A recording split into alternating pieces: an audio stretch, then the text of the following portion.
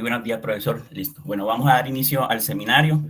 Mi nombre es José Alfredo Aguirre Sarmiento. Soy residente de primer año de Medicina de Urgencias y el seminario de hoy corresponde a vía aérea en trauma. El asesor para la charla fue el doctor Mario Zamudio, a quien agradezco mucho por su colaboración. El siguiente es el contenido de la charla. Inicialmente haré una breve introducción sobre la vía aérea y el trauma. Luego miraremos los datos epidemiológicos más relevantes. Seguiré mencionando las diferentes herramientas que tenemos para evaluar la vía aérea. Miraremos los escenarios donde se puede dificultar el abordaje de la vía aérea en urgencias. Luego miraremos y repasaremos el algoritmo de vía aérea difícil. Y cómo debemos abordar la vía aérea en urgencias y finalmente las conclusiones. Cuando hablamos de vía aérea en trauma es importante tener claro estas 5 consideraciones. La primera consideración corresponde al trabajo en equipo, ya que el manejo de la vía aérea dependerá de las acciones de cada integrante del equipo de salud, desde el personal de APH, las enfermeras y los médicos, y además se ha demostrado que este trabajo en equipo con una adecuada comunicación, tanto con habilidades técnicas como no técnicas, ha mejorado los resultados en el escenario pues, del trauma y sobre todo en el manejo de la vía aérea. La segunda consideración nos indica sobre las diferentes acciones que debemos realizar en el paciente para un adecuado manejo de la vía aérea. No solo pensar en el paciente como pasar un tubo, sino que se deben realizar diferentes acciones y maniobras de reanimación para lograr, para tener buenos resultados en los pacientes. La tercera consideración que vamos a tener en cuenta son esquemas mentales, algoritmos o listas de chequeo que nos aseguren un orden en las acciones que vamos a realizar en el paciente a la hora de actuar. La cuarta consideración muy importante es el entrenamiento, capacitación continua del personal de salud en urgencia, sobre todo en el escenario del trauma para una adecuada reanimación. Y la última consideración, no menos importante, es la gestión del riesgo que nos va a llevar a buenos resultados y siempre teniendo pues un objetivo claro desde el inicio de la atención del paciente a lo que queremos llegar. En el paciente traumatizado es imprescindible hablar del enfoque ABCDE, ya que esta secuencia ha demostrado mejorar los resultados a la hora de manejar estos pacientes traumatizados.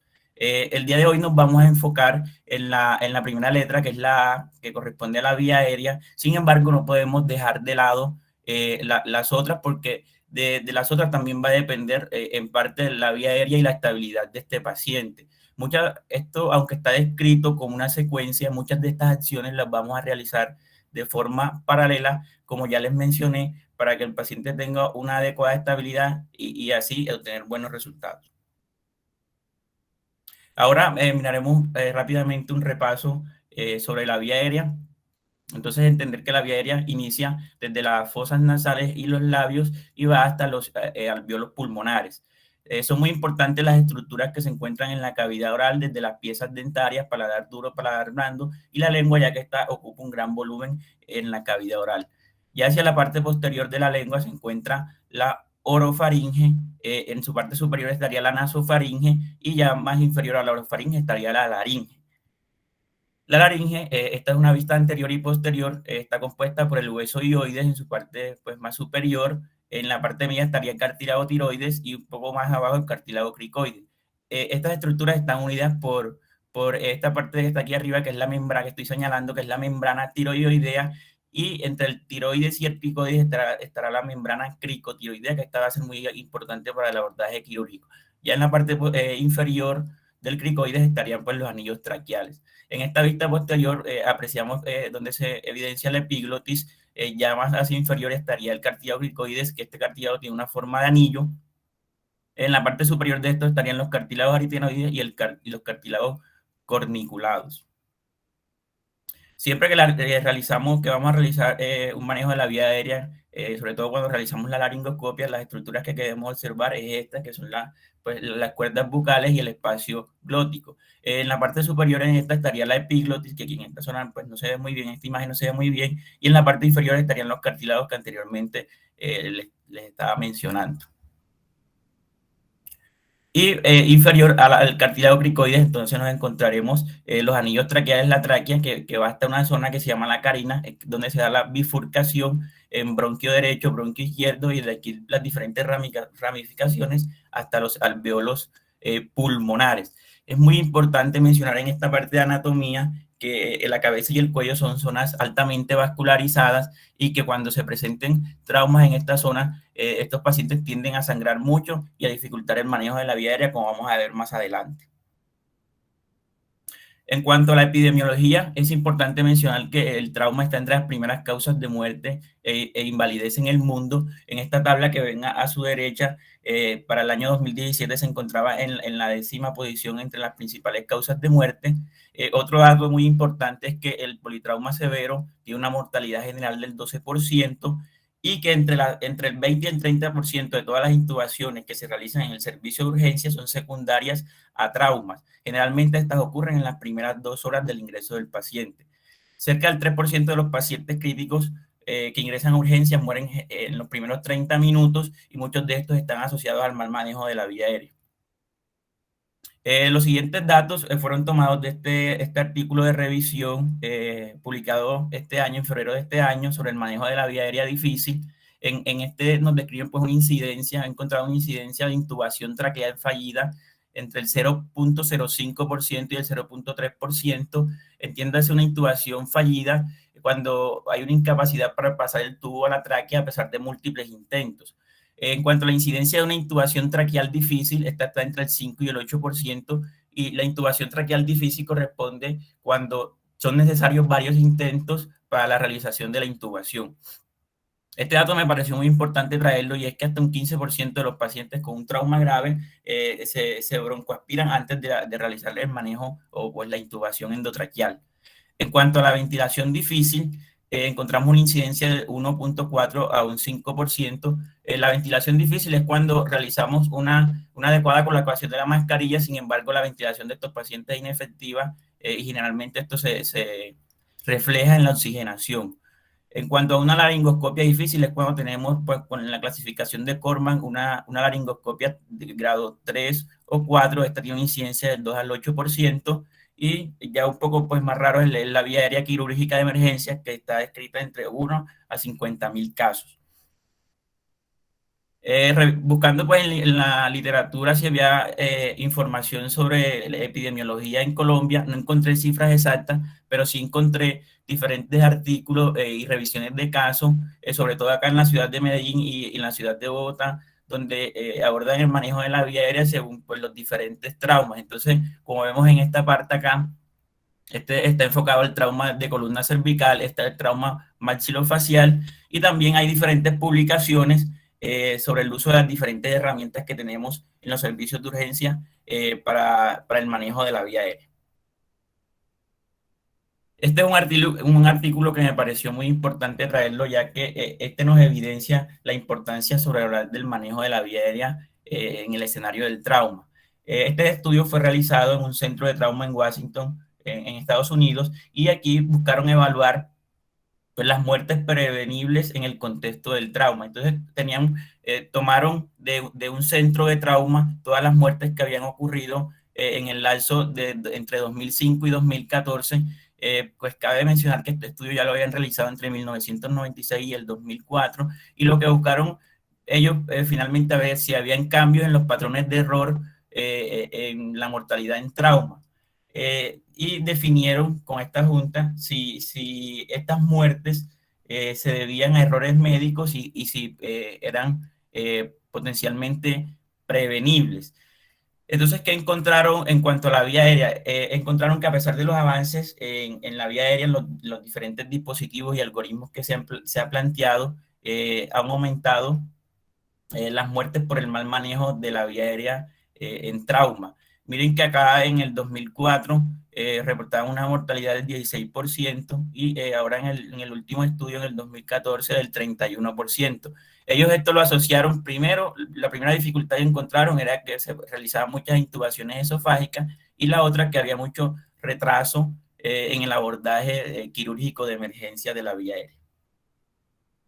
Bueno, ahora hablemos un poco sobre la vía aérea difícil. Y la vía aérea difícil es una situación en la que un médico entrenado experimenta pues, dificultad para la ventilación o para la intubación endotraqueal o para ambas.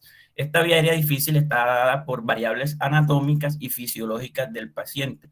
Anteriormente se hablaba mucho de las condiciones anatómicas, pero últimamente se han venido descritos la vía aérea fisiológicamente difícil. Este artículo fue publicado en el 2015 y en ellos nos mencionan como las cuatro condiciones en las que se nos puede dificultar la vía aérea. La primera es la vía cuando se presenta un paciente con una hipoxemia grave. La segunda, cuando el paciente está muy hipotenso. La tercera sería cuando estamos ante una acidosis metabólica grave y la cuarta sería ante una disfunción ventricular derecha. Entonces, con estas cuatro condiciones, cuando vamos a hacer el abordaje de la vía aérea, tenemos que tenerlas muy en cuenta, ya que esto nos puede llevar al paciente a paro y a la muerte. En la vía aérea difícil, una de las recomendaciones es siempre pedir ayuda, y esto no se debe ver como un signo de debilidad en el médico, sino más bien como una medida centrada en el paciente. Y evitar siempre la perseverancia, que es como esa insistencia por el mismo operador realizando la misma técnica de manejo, hacerlo múltiples veces sin tener éxito. Bueno, algunos autores mencionan que parte del éxito del manejo de la vía aérea está en la predicción, o sea, en anticiparnos a posibles dificultades que podemos presentar en el paciente. Entonces, desde el primer contacto con el paciente, la idea es que vayamos pensando si este paciente podemos estar ante una ventilación difícil, ante una inserción o ventilación con un dispositivo supralótico de forma difícil, ante una laringoscopia o intubación endotraqueal difícil, hay escenarios, sobre todo en el trauma de cuello, cuando se presenta en la zona 1 y zona 2, puede ser hasta difícil el abordaje quirúrgico de la vía aérea. En cuanto a la predicción de la vía aérea difícil, entonces, como muchos sabemos, tenemos varios predictores que nos pueden dar indicios si vamos a estar ante una vía aérea difícil o no. Estos predictores por sí solos tienen una muy baja sensibilidad, pero cuando tenemos un paciente con varios predictores de vía aérea difícil, aumentamos pues la posibilidad diagnóstica de estar ante esta vía aérea. Estos tres escenarios son en los que nos podemos en lo que podemos estar ante un paciente, y es que el paciente con predictores de la vía aérea, entonces estaremos ante una vía aérea anticipada. Cuando el paciente no tiene predictores, pero nosotros realizamos las maniobras de vía aérea, la laringoscopia, y nos encontramos ante una vía aérea difícil, decimos que estamos ante una vía aérea no anticipada o inesperada, y en el escenario donde estamos forzados a actuar. ¿Para qué es importante yo predecir estos tres escenarios? Porque de esto va a depender el abordaje o lo que finalmente voy a hacer. Entonces, si estamos ante un paciente con varios predictores, donde pienso que tenemos una vía aérea difícil, posiblemente la principal indicación sería abordar la vía aérea en el paciente despierto. En cambio, que si tenemos un paciente sin predictores de la vía aérea difícil, pues posiblemente vamos a hacer una secuencia rápida de inducción y para lograr pues abordar la vía aérea de este paciente. O si por el contrario, desde entrada nos vamos a plantear otras alternativas para realizar la intubación endotraqueal. Estas son diferentes situaciones en el contexto del trauma en los que podemos tener dificultad para abordar la vía aérea. Entonces podemos tener una ventilación difícil, lo de la inserción del dispositivo supralótico, una laringoscopia o intubación difícil y el abordaje de la vía aérea, como les había mencionado. Estas son las diferentes situaciones. Una de las principales es la limitación en la apertura oral o mandibular, en pobre sello, en el caso de la ventilación, las abundantes secreciones o la simetría facial. Eh, Acá en la parte, esta era lo que le mencionaba, en el paciente con trauma, ya sea penetrante, cerrado de cuello, sobre todo en la zona 1 y 2, también se va a presentar o se pueden presentar dificultades para el abordaje anterior de la vía aérea. Y estas otras consideraciones en el trauma, como el uso del collar cervical, el incorrecto uso de la maniobra de estabilización manual, el enfisema subcutáneo o otras alteraciones tanto en la cara como en las estructuras de la vía aérea, nos las pueden dificultar. Entonces, de primer contacto con el paciente, podemos ir identificando dónde podemos tener dificultades y prevenirlas. En cuanto al abordaje de la vía aérea, entonces es muy importante siempre conocer los dispositivos que tenemos disponibles. Esto me parece fundamental. Muchos pacientes solamente con una adecuada permeabilización y el uso de dispositivos como la cánula de Guede la orofaringia, nos permiten una adecuada permeabilización de la vía aérea y mejorar la oxigenación y ventilación en estos pacientes. Recordar entonces que tenemos también las cánulas nasales, las máscaras faciales y el dispositivo de bolsa máscara que realizando un adecuado sello, pues nos va a brindar una buena FIO2 y tiene también la ventaja de que podemos dar ventilación con presión positiva. En cuanto a los dispositivos supralóticos, los más utilizados, pues las máscaras laringeas, estas son de primera y segunda generación.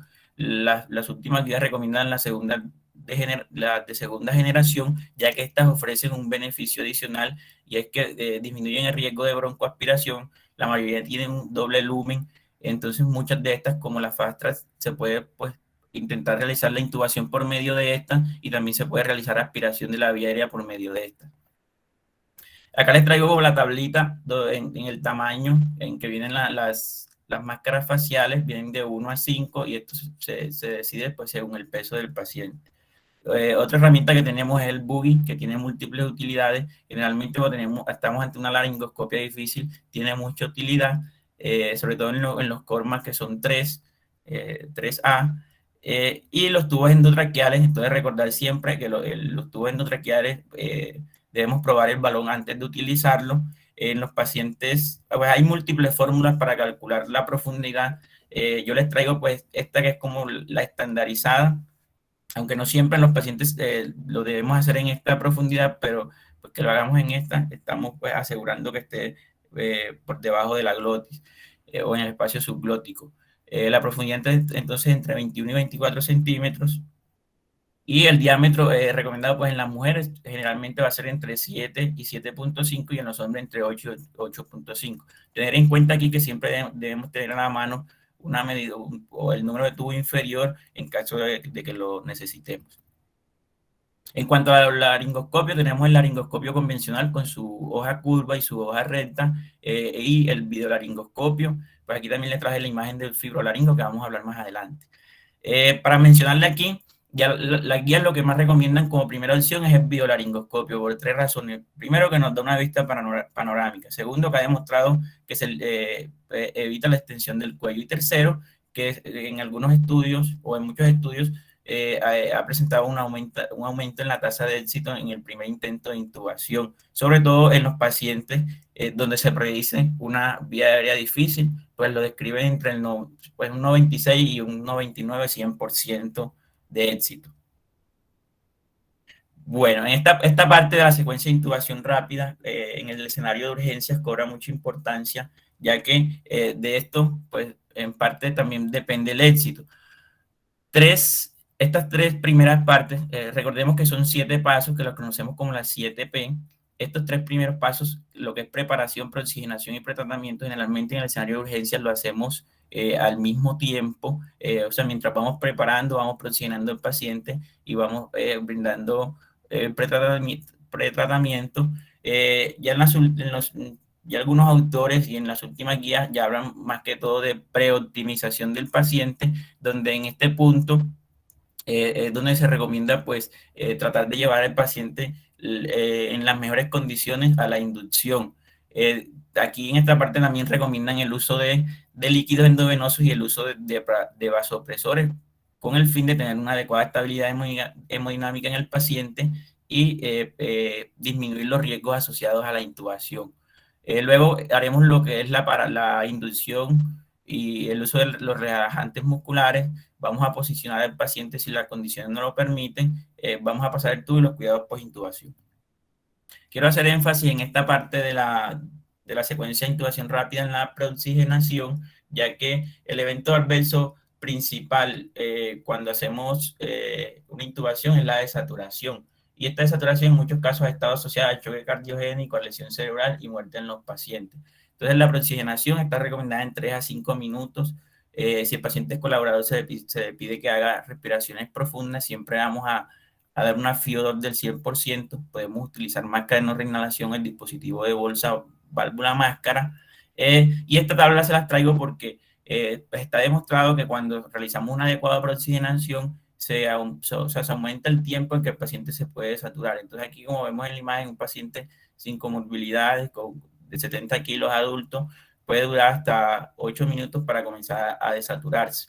En cambio, con un paciente obeso o un paciente con comorbilidades, este tiempo se va a ver disminuido. Otra estrategia que se utiliza como alternativa es la oxigenación apneica, que es brindar la oxigenación mediante cánula nasal o cánula nasal de alto flujo.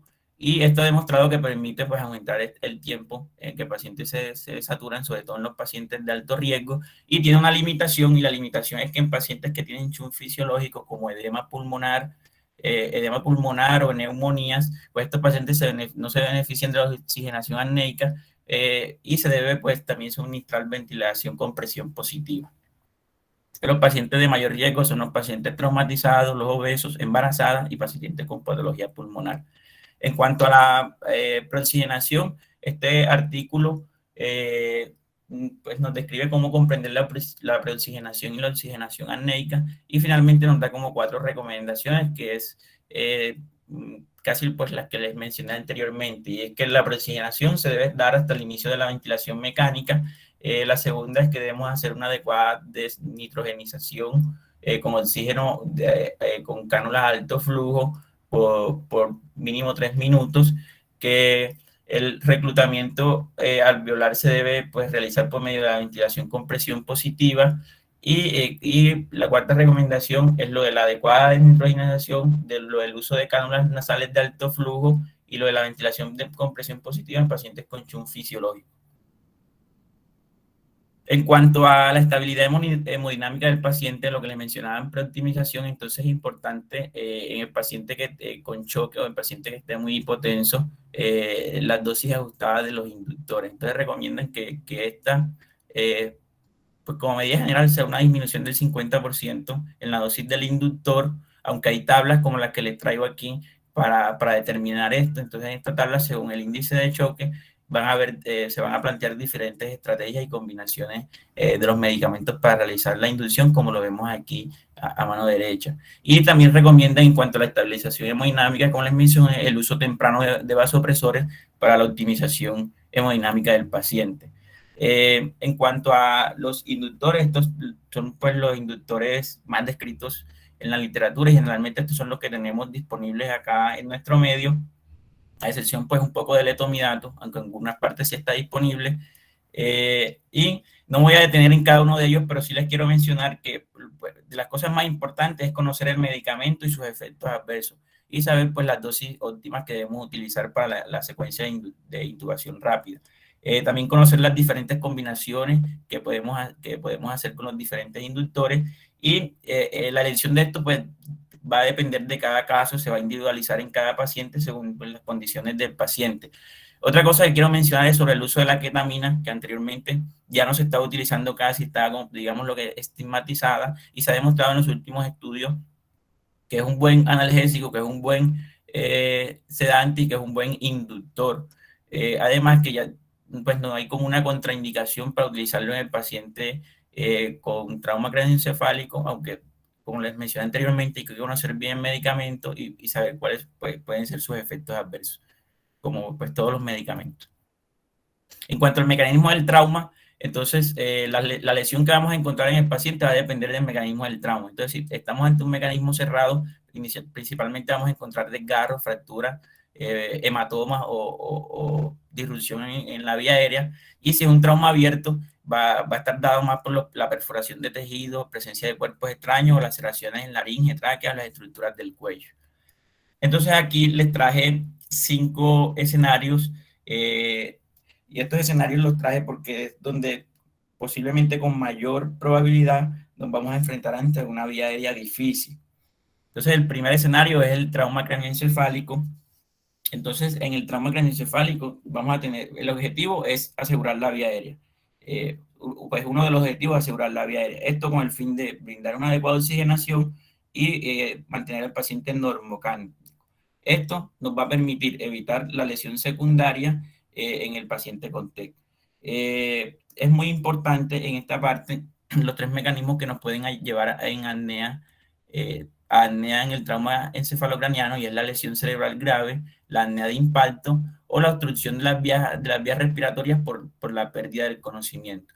Una de las recomendaciones grandes que siempre en estos pacientes, por las condiciones del debemos evaluar el riesgo-beneficio y tomarnos el tiempo en el paciente, en caso de que lo tengamos, de oxigenar adecuadamente y primero resucitar, ya que se ha demostrado que cuando el paciente tiene adecuados niveles de oxigenación y está con una adecuada presión arterial media, se han visto mejores resultados en estos pacientes. ¿Por qué es importante hablar del trauma craneoencefálico? Porque este tiene una de las más altas tasas de mortalidad en trauma y también altas tasas de discapacidad en los pacientes, sobre todo en pacientes jóvenes. Otro de los objetivos en el trauma craneoencefálico es mantener una adecuada presión de perfusión cerebral que está por la presión arterial media y la presión intracraniana. Entonces, todo lo que nos altere estas dos variables nos va a afectar la presión de perfusión cerebral. Entonces, por eso está recomendado el uso de líquidos, la estabilización del paciente para que cuando realicemos las maniobras de vía de intubación, este paciente ya no se nos complique. La recomendación para la intubación es un Glasgow menor de 9, ya que en el trauma grave hay una pérdida de los reflejos protectores. La maniobra recomendada siempre es la subluxación mandibular, hasta una vez que se haya descartado pues, una lesión cervical. Está contraindicada la extensión del cuello y la maniobra frente-mentón. Y siempre estos pacientes vamos a hacer inmovilización cervical. Este es un estudio publicado en el 2002 donde tomaron 442 pacientes también de un centro de trauma, fue un estudio retrospectivo, y miraron pues la relación que había entre el TEC y la lesión cervical. Y ellos encontraron en el estudio que a menor puntaje en la escala de coma de Glasgow, estos pacientes se presentaban con mayor porcentaje de lesión de columna cervical. Esto es un capítulo de un libro sobre el manejo del trauma encefalocraniano, donde este capítulo nos habla del manejo de la vía aérea y ventilación mecánica en el trauma encefalocraniano. Fue realizado por neuroanestesiólogos en el Hospital Universitario Fundación Santa Fe, y me pareció muy importante como el enfoque que ellos hacían para el manejo de la presión intracraniana. Esto se puede extrapolar a pacientes con trauma encefalocraniano grave, y lo que nos plantean ellos son como 4 acciones. La primera es preparación, la segunda es preintubación. En esta es como la preoptimización del paciente, lo que les venía hablando, como el uso de los líquidos, tener disponibles los vasopresores y los inductores que vamos a utilizar. Y en la preintubación, entonces, una adecuada preoxigenación, realizar pues las medidas para mejorar pues la presión intracraniana, el uso de los inductores y los relajantes musculares, y en esta parte ellos recomiendan en el escenario del TEC realizar ventilación con bajos volúmenes corrientes. Siempre la intubación se debe realizar idealmente con estabilización manual en línea. Luego de la intubación se debe pues elevar la cabecera, y los cuidados post intubación van a ser tratar de mantener las variables hemodinámicas estables en estos pacientes. Aquí les traje un video que es realizado por el grupo de vía aérea de acá de la ciudad de Medellín, donde ellos en un paciente con TER realizan la videolaringoscopia y realizan pues la maniobra de estabilización manual en línea. Entonces, al inicio se va a ver las manos del segundo, de quien está realizando la maniobra. Vean que aquí están las manos de él. Aquí se ven las manos, y se va a proceder a realizar la intubación endotraqueal por medio de la videolaringoscopia.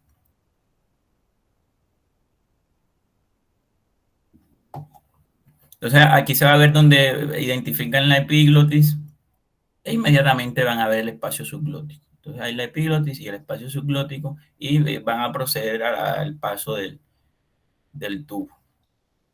Muy bien. Bueno, el segundo escenario es el trauma cervical. En cuanto al trauma cervical, las medidas que vamos a realizar son muy similares al trauma encefalocraniano. Entonces, el trauma cervical tiene una incidencia del 2 al 5% de todos los traumas de cabeza, de todos los traumatismos cerrados de cabeza y cuello. 7 al 14% de estos van a presentar inestabilidad de la columna. La mayoría de los pacientes que tienen lesiones de la columna cervical presentan otros traumatismos en otras partes del cuerpo, lo describen con un 80%, y generalmente estos traumas se van a presentar en pacientes en la adolescencia y adultos jóvenes, generalmente secundario a accidentes de tránsito. La maniobra, la subluxación mandibular, también está pues, contraindicado lo que es la hiperextensión del cuello. Aquí lo que le mencionaba, la maniobra de estabilización manual en línea. En la imagen A, ellos aquí nos dicen que es una maniobra incorrecta, que la maniobra correcta es como se ve en la imagen B, y es que las manos deben estar ubicadas en los pabellones auriculares del paciente, como aquí se aprecia claramente. Este estudio que les traigo aquí a mano izquierda es un estudio viejito y que se realizó en pocos pacientes, pero que me pareció muy interesante, y es que trataron de evaluar qué tanto pues, movimiento había en la columna cervical durante la intubación. Entonces tomaron como 3 grupos: uno al que no le hacían ninguna maniobra, otro que tenía collar cervical y otro que se iba a intubar con la estabilización manual en línea. Entonces en estos pacientes, bueno, todos estos pacientes tenían trauma o sospecha de trauma cervical, y encontraron que cuando se realizaba la estabilización manual en línea en estos pacientes había una disminución en los movimientos que se realizaban de la columna, y que hubo una mayor tasa de éxito en el primer intento de intubación realizando la maniobra de estabilización manual. Entonces, si la realizamos inadecuadamente y el uso de collares cervicales, pues vamos a estar un poco más restringidos a la hora de abordar la vía aérea. En cuanto al uso del laringoscopio convencional y videolaringoscopio, con respecto a esto hay mucha controversia. Yo les traje esta revisión sistemática y metaanálisis realizado en Suiza, en donde pues compararon estas dos, el laringoscopio con la valva Washington y diferentes alternativas de videolaringoscopio. En este estudio encontraron, pues la conclusión a la que llegan es que encontraron que había, pues como era estadísticamente significativo. Bueno, les comento, ellos evaluaron primero la tasa de éxito en el primer intento de intubación, y evaluaron también qué tanto tiempo se demoraban en realizar la intubación. Todo esto fue en pacientes con inmovilización cervical. Ellos encontraron finalmente que este videolaringoscopio que le traigo aquí en la imagen, que se llama AITRAL, fue el que mejor resultado o tasas de éxito presentó, pues era estadísticamente significativo, y que los otros que utilizaron, a pesar de que hubo mayor tasa de éxito y menor tiempo, no fueron estadísticamente significativos con respecto al laringoscopio convencional. Entonces ellos dicen que utilizando el AITRAL, ellos pues recomiendan el uso del AITRAL, y que para los otros videolaringoscopios hace falta pues estudios. El tercer escenario es el trauma maxilofacial. Pues en cuanto al trauma maxilofacial, son varias condiciones las que nos van a hacer que sea una vía aérea difícil. Primero, las fracturas maxilofaciales per se. Pues aquí les traigo la clasificación del EFOR, y esta va a estar dada porque muchas de estas fracturas pueden realizar desplazamientos tanto hacia posterior como anterior, y limitar la apertura oral para realizar una adecuada pues, maniobra de intubación. Estos pacientes con trauma maxilofacial generalmente no toleran la posición de cúbito asociado pues, al sangrado. Generalmente estos pacientes quieren estar por lo menos semisentados. Como es un trauma en cara, se debe pues, proteger la columna cervical. Entonces estos pacientes van a tener collar cervical, y como ya les mencioné, como la cara es una zona muy vascularizada, estos pacientes sangran mucho. Todas estas cosas asociadas a la fractura van a dificultar y van a hacer que esto sea una vía aérea difícil. Entonces, el manejo de estos pacientes con trauma maxilofacial va a depender de la permeabilidad de la vía aérea, de si tienen una adecuada oxigenación o no, y de qué tan hemodinámicamente estable estén los pacientes. Aquí cobra mucha importancia, y les recalco, los equipos de succión, ya que estos pacientes sangran mucho, y esto vamos a presentar dificultades si hay muchas secreciones, y muchos de estos pacientes con trauma maxilofacial se consideran pues, un desafío para la oxigenación y la ventilación. Hay algo muy importante en el trauma maxilofacial, y es que describen que cuando hay fracturas de los cóndilos, esto puede llevar a una obstrucción mecánica que limita la apertura oral, algo que se llama trismo, como se ve en la imagen.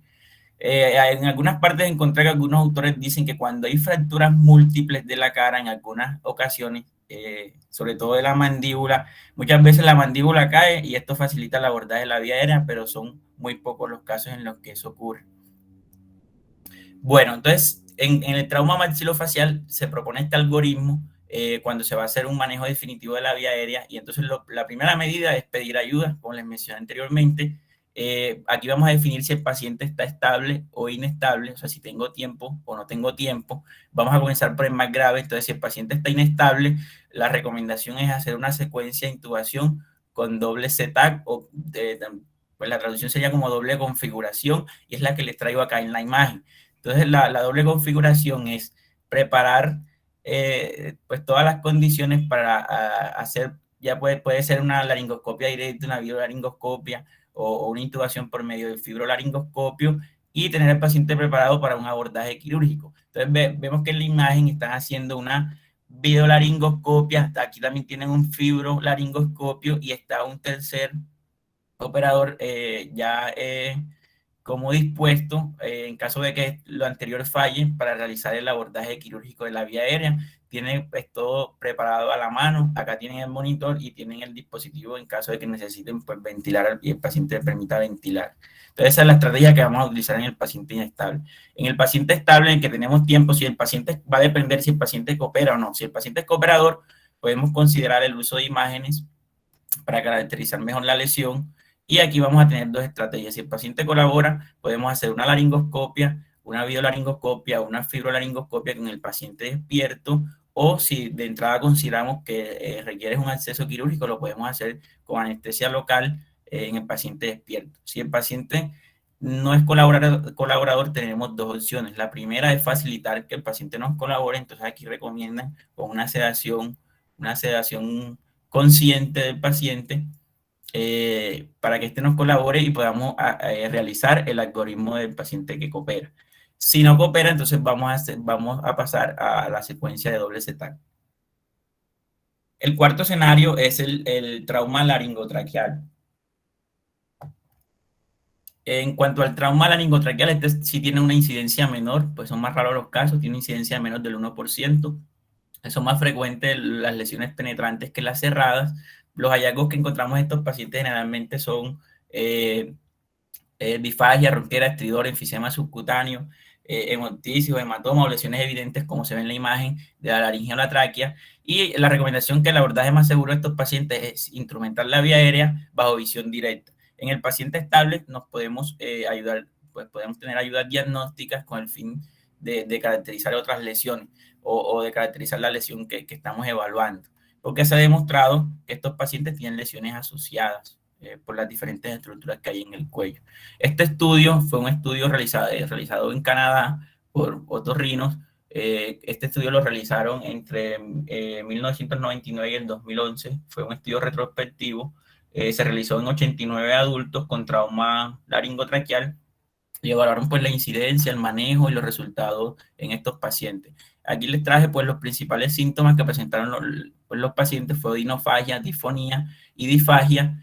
Y en cuanto a los signos, el principal que se encontró fue una sensación de obstrucción de la vía aérea, dificultad respiratoria, luego enfisema subcutáneo y estridor. Y también encontraron que muchos de estos pacientes, como ya les mencioné, había que estar muy pendiente, ya que muchos presentaban lesiones esofágicas, otros tenían lesiones o traumas torácicos asociados como neumotoras, hemotoras y lesiones vasculares. Entonces, el algoritmo va a depender como el anterior, es muy similar al anterior, de si el paciente coopera o no y de si está estable o inestable hemodinámicamente. Aquí va a cobrar importancia el fibrolaringoscopio, que puede ser utilizado solo o asistido por videolaringoscopio, laringoscopia convencional, y el algoritmo va a ser muy similar al anteriormente descrito. Va a ser el paciente estable, inestable, el que coopera, el que no coopera. Una de las diferencias aquí en el paciente con trauma laringotraqueal es el abordaje y es que generalmente ellos no recomiendan pues la cricotiroidotomía como tal, sino más bien la traqueostomía, ya que en estos pacientes lo ideal es realizar un abordaje distal a la lesión que está pues en la laringe o en la tráquea. Y el resto del paciente no cooperador va a ser la misma estrategia, y en el inestable, como ya les mencioné, puede ser guiada por biolaringoscopia o por laringoscopia convencional. En estos pacientes, algo que hay que tener en cuenta es que no recomiendan la ventilación con presión positiva a menos que la condición del paciente pues, o sea necesario, ya que si el paciente tiene una neumotora, un neumomediastino, esto lo puede empeorar o empeorar el enfisema subcutáneo como tal. En la parte del paciente cooperador, algunos autores recomiendan el uso de ketamina. Esto es controvertido. La verdad, uno encuentra pues, controversia con respecto al uso de esto en los pacientes no colaboradores. Ellos dicen que, pues, que se ha mostrado con buenos resultados para mantener, para tener el paciente cooperador y mantener la protección de la vía aérea. Y también está contraindicado la presión cricoidea y las maniobras de Burr en estos pacientes. Y el último escenario es el de la vía contaminada, y es que se ha demostrado que muchas secreciones disminuyen la tasa de éxito de intubación en el primer intento. Entonces hay dos como complicaciones. La primera es que no nos permite la adecuada visualización de las cuerdas bucales, de la glotis como tal, y la segunda es que debido a que generalmente estos pacientes tienen alteración del estado de conciencia, pérdida de los reflejos protectores y un estómago lleno, esto aumenta el riesgo de broncoaspiración y las complicaciones tardías de esta. Generalmente la recomendación en el paciente inconsciente es realizar una posición de Trendelenburg invertido con el fin de que las secreciones no se vayan hacia la vía aérea. Y en el paciente consciente, generalmente estos pacientes no toleran el decúbito y el abordaje generalmente se hace sentado o semisentado. Aquí cobra mucha importancia los equipos de succión, rígidos, y hay otras alternativas. Aquí les traje también un videito donde realizan esta maniobra que se llama SALAC, que es la succión asistida por laringoscopia para descontaminación de la vía aérea. Entonces aquí vemos cómo están realizando la aspiración por medio del biolaringoscopio, visualizado por laringoscopio, y luego lo ubican al lado izquierdo del biolaringo y van a pasar un buggy y luego por el buggy van a pasar el tubo, van a realizar la intubación. Otra estrategia que ellos recomiendan cuando no tenemos el equipo de succión es meter un tubo endotraqueal al esófago y por medio de este realizar la aspiración. Y también solo si es necesario vamos a realizar ventilación con presión positiva en estos pacientes. Listo. En cuanto a los algoritmos, el algoritmo de la vía aérea difícil, hay múltiples guías, hay guías canadienses, hay guías americanas, hay guías australianas. Esta aquí les traigo yo la guía de Reino Unido, donde plantean 4 planes para el manejo de la vía aérea difícil. Entonces, el plan A corresponde pues, a una adecuada ventilación y realizar la intubación traqueal por medio de laringoscopia. Si esto falla, se va a hacer el plan B, que es el uso de dispositivos supraglóticos. En caso de que esto falle, entonces se va a tratar de realizar ventilación con máscara facial. Y si no podemos realizar la ventilación con máscara facial, vamos a declarar el estado no intubable, no oxigenable, y ya nos queda el plan D, que es el acceso pues, el acceso quirúrgico con la cricotilidotomía. Entonces vamos a ver los datos más relevantes de cada plan. Entonces en el plan A es donde vamos a hacer todo lo posible por intubar al paciente en el primer intento. Entonces vamos a hacer una adecuada oxigenación, una adecuada preoxigenación, tener el paciente en una posición adecuada. Aquí cobra mucha importancia y menciona mucho el uso de biolaringoscopio como primera opción, y se recomiendan un máximo de 3 intentos de laringoscopia por un mismo pues, operador. Recomiendan un cuarto en caso de que la otra persona que vaya a realizar pues, tenga más experiencia en el manejo de la vía aérea. Y el uso de la presión cricoidea, esto es algo bastante controvertido, algunos pues la recomiendan, otros no, pero no voy a entrar en detalle en eso.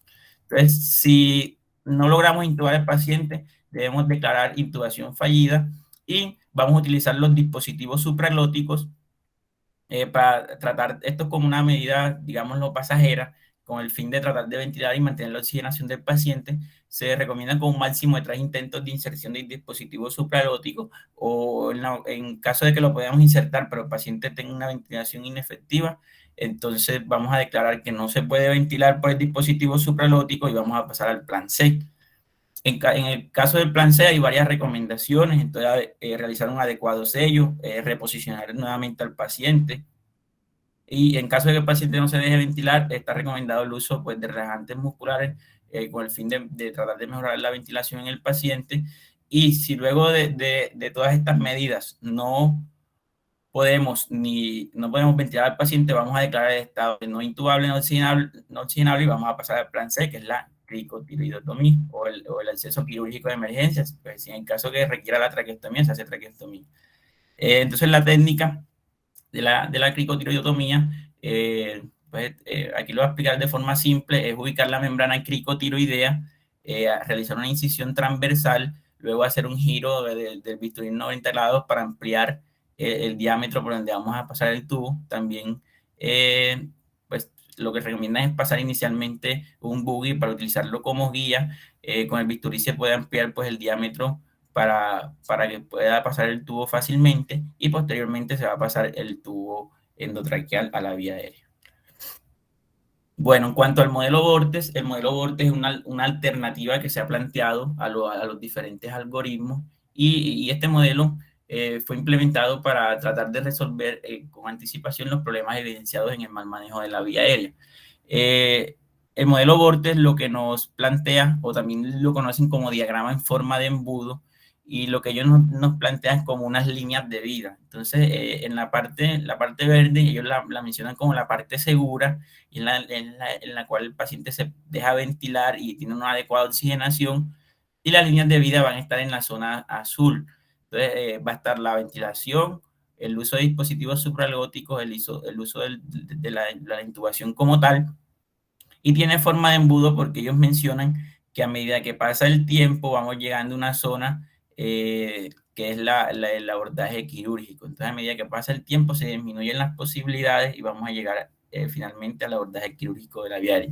La recomendación de ellos es que con cada de estos abordajes que realicemos se realicen máximo 3 intentos, y siempre luego de fallar un intento se debe realizar algo que ellos llaman maniobras de optimización, y es las que les traigo aquí en esta lista. Y es que si falla una acción, entonces debemos mirar a ver en qué estamos fallando. Entonces, si es en la colocación, en la posición del paciente, si es en el dispositivo que estamos utilizando, si necesitamos alguna ayuda, si es el tamaño del tubo o el tipo del tubo, realizar una adecuada aspiración, un adecuado flujo de oxígeno, relajar adecuadamente el paciente. Entonces, cada vez que utilicemos o estemos ante una línea de vida, debemos mirar a ver con qué maniobra podemos optimizar y mejorar el manejo pues, para el abordaje del paciente.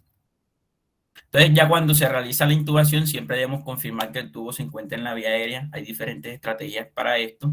Entonces, una es que veamos que el tubo pasó las cuerdas vocales, la otra es la expansión torácica cuando realizamos la ventilación, la otra que utilizamos clínicamente es la ocultación, la otra es la capnografía, esta es la que ha mostrado pues, mayor sensibilidad. La columna de condensación cuando el paciente está intubado, está pues con muy baja sensibilidad, y la ecografía. Entonces, estas dos se las resalto porque es la que han mostrado mayor sensibilidad para la confirmación del tubo en vía aérea.